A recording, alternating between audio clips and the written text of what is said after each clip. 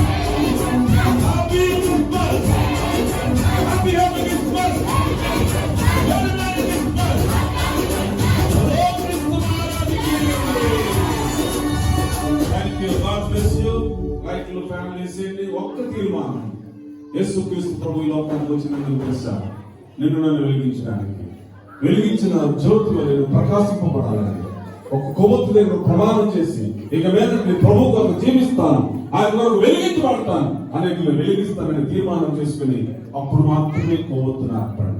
ఇది ఊరికి వెలిగించేది కాదు, సాంప్రదాయం వెలిగించేది కాదు, ఇది ఒక నిబంధనతో మేలు.